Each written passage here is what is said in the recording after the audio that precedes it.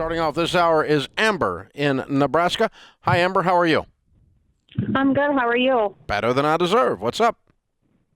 Okay, so I just found your podcast last month, and I have been binging it like crazy.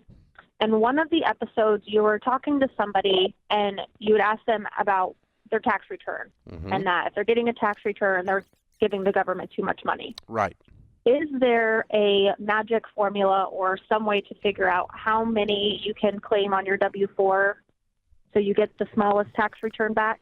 There's a formula, but it's not based on the number of dependents because the IRS tables are wrong, of course. Okay. So thus you can claim, like for instance, my daughter, when she first got out of college, claimed 6 dependents. She didn't even have one, and it still got her a refund. Okay? So she still didn't have enough coming out. So that's how bad the tables. They're not minorly off. They suck. So the way you would do it is one of two ways. The most accurate way is to actually do a fake tax return for the year.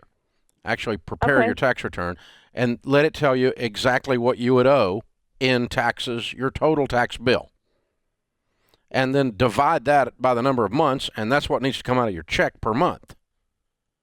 And so if your actual tax bill is $4,800, then $400 a month needs to come out, right? Okay. And so that's the perfect way to do it. Now, if you last year got a refund and nothing major has changed this year, you didn't get a big raise, you didn't get big bonuses, you didn't buy a house, you didn't have a kid, anything like that. Nothing major has changed. It's just the life is almost exactly the same. Then you could just take your refund divided by 12 and go into your payroll team and say, hey, I want to lower my withholding by that much. So you got a $3,000 refund. That's $250 a month. Guys, I need to bring home $250 more.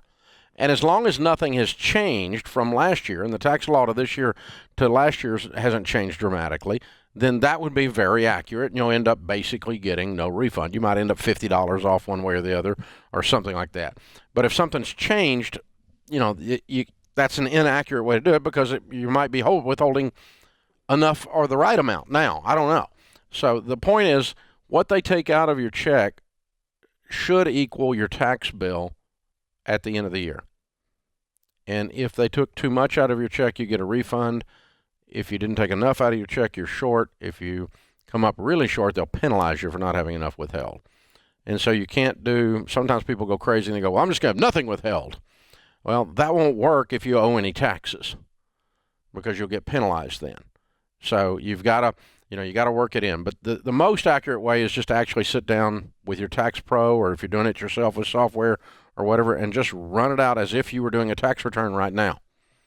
And then that'll tell you what the tax bill is divided into a monthly amount withheld from your check. And of course, if you get paid every 2 weeks, then you're going to divide it by 26. So you know how many checks you get. You got 2 magic months a year where you get 3 checks. So you got a different equation. But still, what needs to be withheld from your check, and then just walk into payroll and tell them this amount. And if they need to back into the number of dependents for you to check that box to create that amount, that's fine.